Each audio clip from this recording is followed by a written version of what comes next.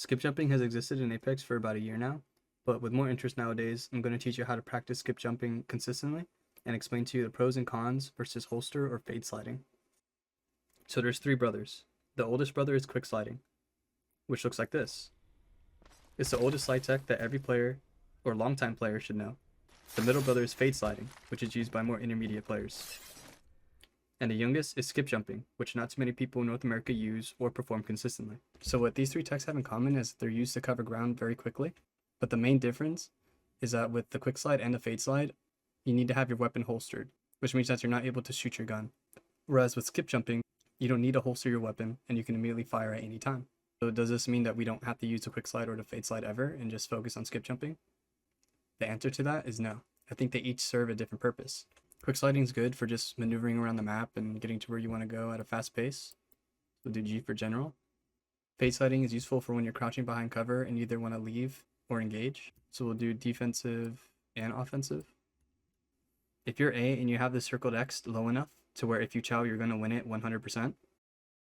A quick slide or a fade slide where you have to holster your weapon, which takes time because obviously you have to put your gun away to holster. So this dotted line is holster time. And by the time you're out here, you're pulling your gun out either halfway through your jump and like the third dash, right? Either the third dash or the middle dash, depending on which stock you have, right? Whereas with a skip jump, you can immediately be shooting from the first dash while moving forward.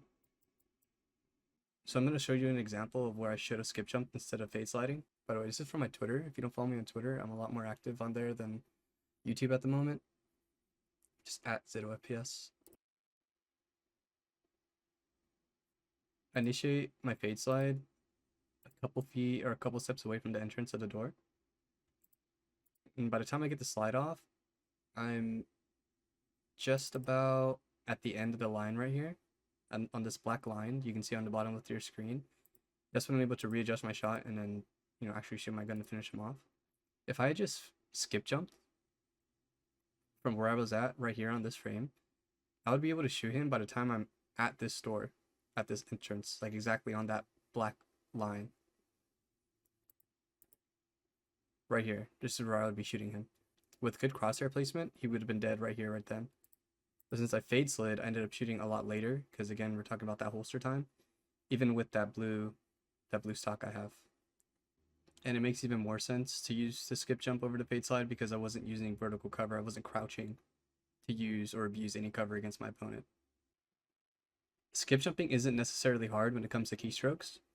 The only thing that's kind of difficult to get a grasp of when you first start learning it is hitting that 195 to 200 velocity mark, because that's the window you need to hit the skip jump correctly.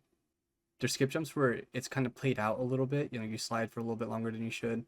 To get like the maximum distance out of your skip jump, you want to do it in a single frame, which is hitting 195 to 200 velocity, initiating your crouch first and your jump basically at the same time.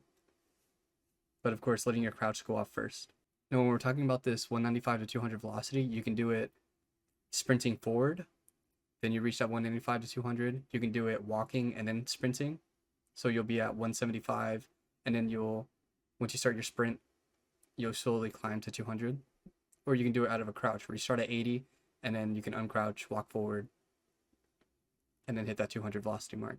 It's just this 195 to 200 velocity condition that you need to hit in order to actually get the skip jump. I use this platform in a range to practice my skip jumps because it's the perfect distance to gauge your skip jumps. You should be hitting that 200 velocity mark right before you hit the end of the slab, and then that's when you initiate your crouch and jump to get that single frame skip jump.